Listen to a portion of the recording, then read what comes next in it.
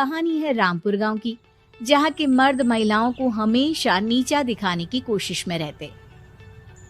अरे अभी तक खाना नहीं आया, क्या मुझे एक और शादी करने की जरूरत है? नहीं जी नहीं, ऐसा मत करना, वरना मैं कहाँ जाऊंगी। खाना लेकर मैं अभी आई जी। गांव की पंचायत में भी फैसले हमेशा औरतों के खिलाफ ही रहते। मैं जो फैसला सुनाता हूँ वो भगवान की आज्ञा होती है। इस लड़के ने अपने मन से शादी करके अच्छा नहीं किया। लड़के को घर भेज दो और इसकी शादी इसकी जाति की किसी लड़के से करवा दो, लेकिन ये लड़के, इसे तो गांव के बाहर निकाल दो। नहीं नहीं जमींदार साहब, ये क्या बोल रहे हैं? ऐसा नहीं हो सकता।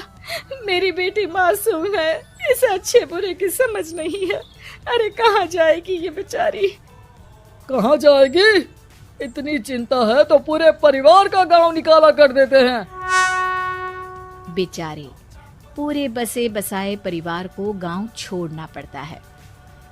चाहे जो हो, अगर बेटियों को कंट्रोल नहीं कर सकते तो गांव में रहने का कोई मतलब नहीं है। यहाँ औरतों को दब कर रहना होगा।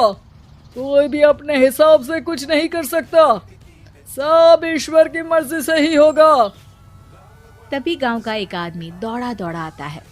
सरपंच साहब, जमींदार साहब, वो कालिया है ना, उसकी बेटी पढ़ने के लिए शहर जा रही है।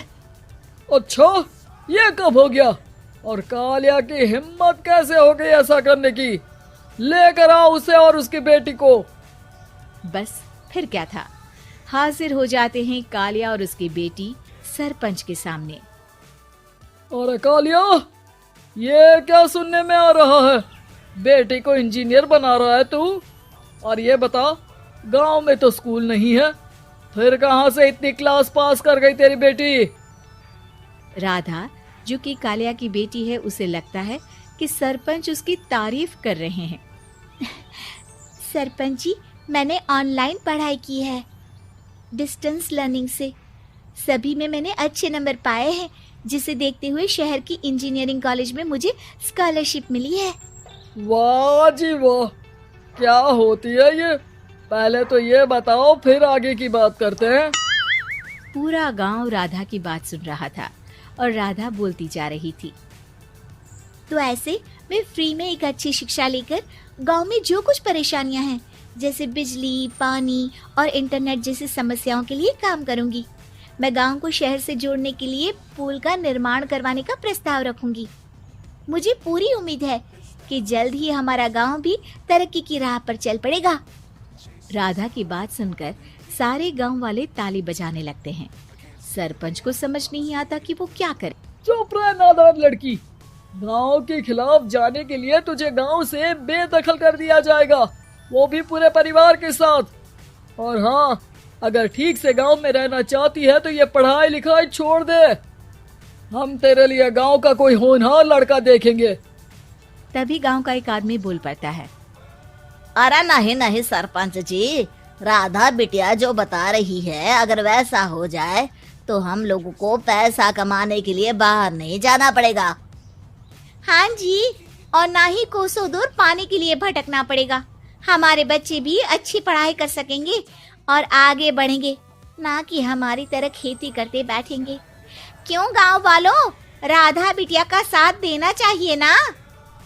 सरपंच देखता है कि गांव राधा के साथ है तो वो चुप हो जाता है। वो घर आकर अपने सलाहकार से बात करता है, जो बहुत ही चालाक किस्म का इंसान होता है। अरे सरपंच साहब, आपको बहुत ही होशियारी से काम लेना पड़ेगा। एक बार गांव तरक्की कर गया, यहाँ के बालक पढ़ लिए तो कोई ना पूछेगा आपको। और फिर ये जो बेटा और बेटी है ना आपके, इनको भी आम लोगों की तरह ही जीवन जीना होगा। हाँ, लेकिन करे तो क्या करे? वो ना आप मुझ पर छोड़ दीजिए, बस मैं जैसा बोलूं करते जाइए। अगले रोज सुबह जब गांव वाले सोकर उठते हैं तो राधा के घर के बाहर और साथ ही वो लोग जिन्होंने राधा का सपोर्ट किया था, उनके घर के आगे लाल रंग से कल आऊंगी लिखा होता है। कल आऊंगी, यह क्या होता है? अरे यह तो खून से लिखा है, लगता है कोई भूत प्रेत या चुड़ैल का साया है। चलो सरपंच जी के पास चलते हैं। सभी सरपंच के पास जाकर उसे सारी बात बताते हैं। अरे ये तो बड़ी मुश्किल की बात है। चलो मैं एक बाबा को जानता हूँ, उन्हें बुला लेता हूँ। सरपंच बाबा को लेकर गांव के घर के बाहर जाता है। ओहो, तो ये वो चुड़ैल है जो उन लोगों को निशाना बनाते हैं जो गांव को बदलने का सपना देखते हैं। वो गांव को ऐसे ही संपन्न देखना चाहती है। वो नहीं चाहती कि कोई बाहरी यहाँ का कायाकल्प करे। क्या तुम लोगों में से किसी ने गांव को बदलने की सोच रखी है? तभी राधा की माँ रोते रोते आती है। मेरी राधा घर से गायब हो गई है। अरे कोई तो बचाओ, मेरी बच्ची कहाँ गई?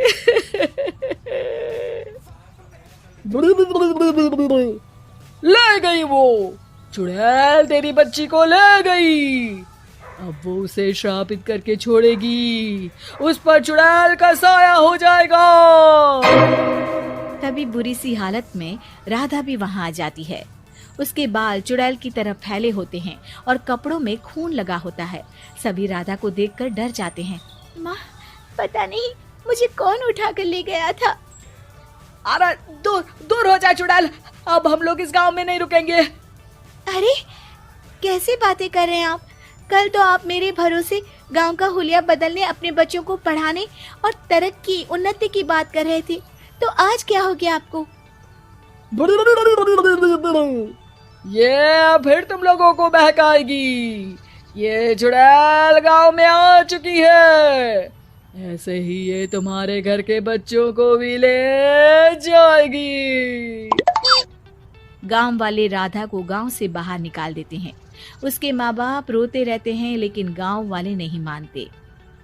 मैं भी अपनी बहन के साथ गांव के बाहर रहूंगा, लेकिन वो पढ़ाई नहीं छोड़ेगी। वहीं सरपंच के घर पर सलाहकार कहता है। देखा, सांप भी मर गया और लाठी भी नहीं टूटी।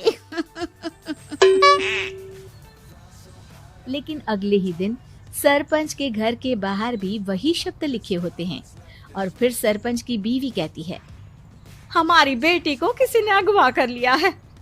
तभी राधा का भाई वहां आ जाता है। अरे गांव वालों, मैंने सरपंच जी की बेटी को देखा था। वो चुड़ैल उसे उठाकर ले जा रही थी।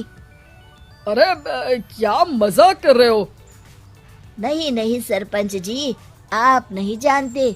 वो चुड़ैल अब आपकी बेटी में आ जाएगी, जैसे राधा के अंदर आ गई थी।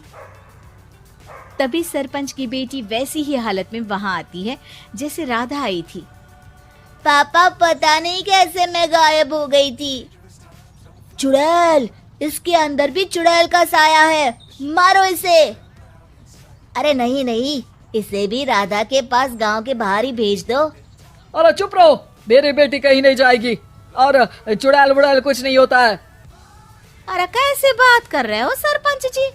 आप तो बोल रहे थे कि आपका फैसला भगवान का ज्ञान होता है, तो अपने पर बात आई तो अब आप ऐसे बोल रहे हैं। अरे ना ना ना, आपको अपनी बेटी को त्यागना ही होगा। अरे बुलाओ बाबा को। राधा का भाई बाबा को ले आता है, जिसे अब गांव वालों के डर के कारण सच बोलना पड़ता है। मैं कोई बाबा नहीं हूँ, मैं तो मोची था। ये सलाहकार महोदय ने मुझे कहा था एक्टिंग करने को। अब वो मुझे पैसे देने वाले हैं। अब मुझे माफ कर दो।